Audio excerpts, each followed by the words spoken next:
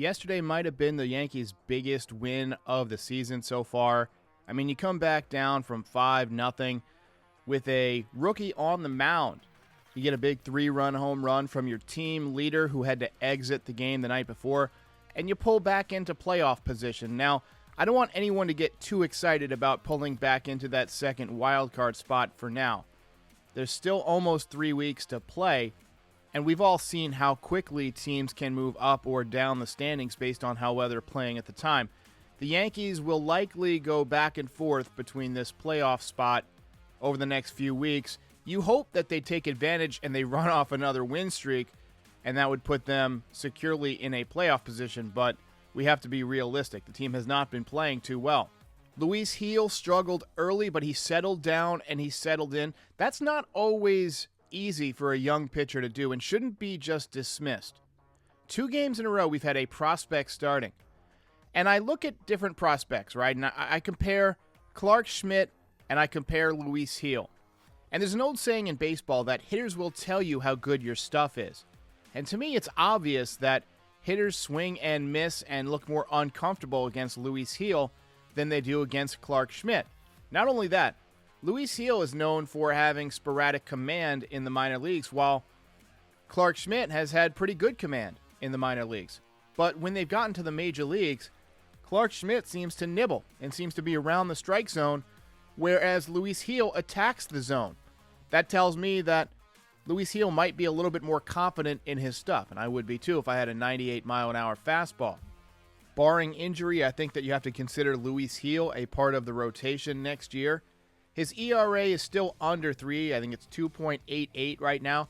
He was due to get hit a little bit, and say what you want about not believing in due, or if you do believe in due, say that 5 times fast, but I do.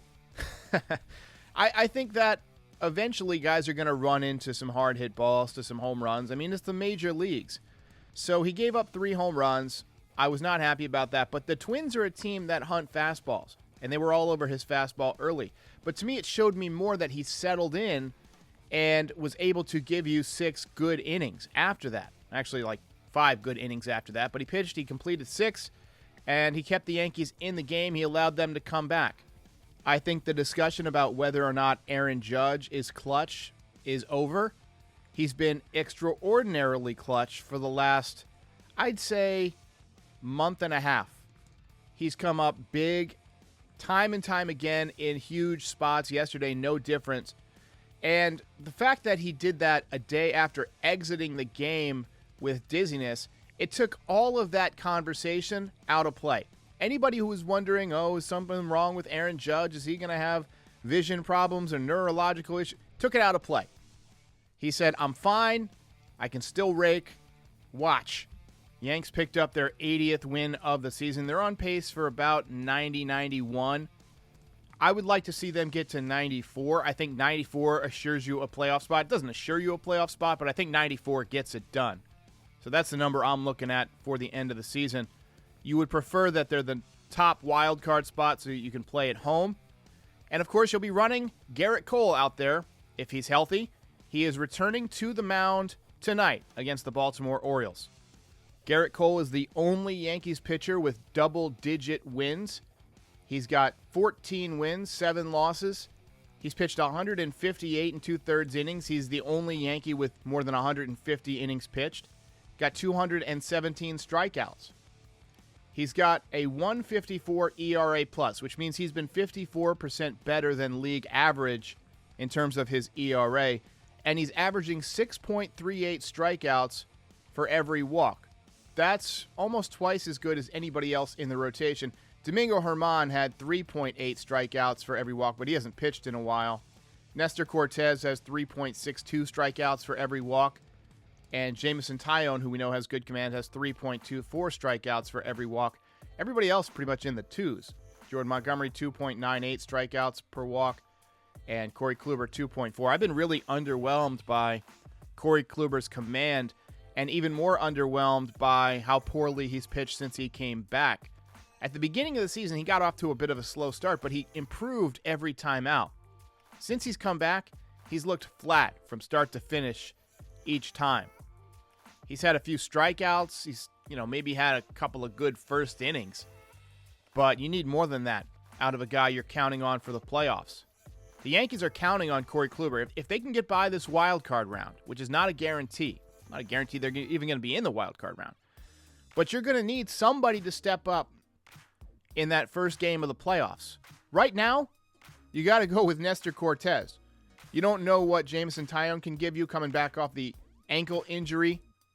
He's got a 4.41 ERA on the season. He's made more starts than anybody on the staff, 27. I don't even care who you're playing. Right now, I think Nestor Cortez gives you the best shot. He pitched well against everybody that he's faced, essentially. A's gave him a little bit of trouble.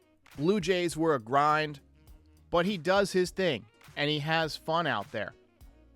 He's 2-2 with a 2.70 ERA. He's appeared in 18 games, 10 of which were starts, 73 and a third inning, 76 strikeouts. He's allowed 10 home runs. He's been a really solid lefty. He's just 26 years old. I think you have to count on him as part of the rotation next year. I think you've already got a pretty solid rotation next year. Cole, Taillon, Jordan Montgomery, and Nestor Cortez are locks. And then I think you got Luis Gil making a bid to be your number 5 guy. And that's before you even get to Luis Medina, who could be next year's Luis Gil. This guy throws 100+ miles an hour. I think he touched 102. It'll be interesting to see if they give him any time in the bullpen next season. Yankees could use more arms out of that bullpen. Chad Green has not been effective this year. He's got a 3.28 ERA, but he's got 7 losses. That's a lot out of the bullpen. Does have more than a strikeout per inning, 87 strikeouts in 74 innings. Jonathan Loaizaga has really stepped up. He's entering his prime. He's just going to be 27 next year. He's 9-4 out of the pen, 2.25 ERA. And then Wandy Peralta's had a solid year. He's been a solid lefty, kind of that Mike Stanton style lefty. Joely Rodriguez has stepped up. Albert Abreu, I think he's showing flashes at times. I still don't love the command. He's got 19 walks in 34 and a third innings, but he does have 33 strikeouts. He's shown that 100-mile-an-hour fastball. Mike King, before he had the finger injury, was stepping up and becoming a good long man. He had a 3.68 ERA in 15 games, 51 and a third innings, 49 strikeouts, just 5 home runs allowed. He was using that sinker, keeping the ball down. He looked good this year. I think Zach Britton's career as a Yankee is over. And let's not forget Clay Holmes. Clay Holmes has thrown 17 2/3 innings as a Yankee. He's got a 2.04 ERA, 21 strikeouts, and just 1 walk, and just 1 home run allowed. 1.69 fielding independent pitching, and a 0.792 whip. That's just dominant, folks. Dominant. I have to eat some crow on that one, because when that trade happened, I was questioning why the hell you would trade Hoy Park for a guy who had such terrible numbers with Pittsburgh. His ERA was over 5. He was walking everybody in the ballpark.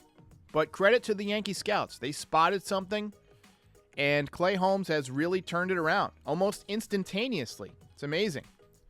Andrew Heaney, hopefully we've seen the last of him after this year. He's got a 7.16 ERA since coming to the Yankees. I still think Steven Ridings has a future with the Yankees. He's thrown 5 innings, 7 strikeouts, has not allowed a home run, allowed just 1 run. He's another guy who's a 100-mile-an-hour fastball. He's a big, intimidating guy, 6'8", gives me Dellin Betances vibes. But he's hurt right now. Some guys get hurt often. And I don't know what his injury history is. I don't know if that's what's been holding him back. But typically by 25, if you've got a 100-mile-an-hour fastball, somebody's giving you a chance in the bullpen. And, he's looked good when he's been up here. But you have to wonder if it's just like a health issue with him. However, I'm still counting on Steven Ridings to be a part of the bullpen next year, but possibly even this year as he works his way back from an elbow injury. If you can get him back before the playoffs, he could be an extra arm for the bullpen that nobody's really seen that much. And the way he gets amped up, he could be a big factor. We'll see. I was looking at the Yankees' numbers this morning, and it struck me how few home runs they've hit. I decided to look at it yesterday when I saw that Polanco hit his 30th home run of the year, and I realized that was 3 more home runs than Giancarlo Stanton has hit. And so I went and looked at the Yankees' numbers. They have 189 home runs. That's 5th in the AL. So, I mean, they're top 5 in the American League, but usually the Yankees are top 2. So they've definitely fallen off power-wise. I think you need to inject more power into this team next year. Having Joey Gallo back for a full season should help in that area. You got to think that they're going to go with somebody other than Luke Voit at first base.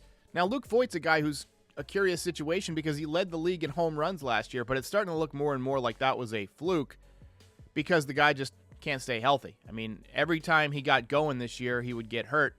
And now every time he gets going with the bat, the Yankees sit him down. He's just a perplexing situation. I got to tell you, I'm not crazy about him doing the whole water chug thing and showboating in the dugout after hitting a meaningless home run the other night. That kind of rubbed me the wrong way. The Yankees used to be about winning and only winning. You know, if you hit a home run when you're losing, put your head down, run around the bases, a couple of high fives in the dugout, sit down, have some Gatorade. Now it's all about let me do the fist bump on the elbow and the chugging water and all this other garbage. I don't want to see any of that crap unless the Yankees are winning. And I know some people like it, but to me, winning is all that matters. It's the only thing that matters. I keep waiting for that switch to be flipped, for this team to turn it back on like they did for the 13-game winning streak. Maybe yesterday was it.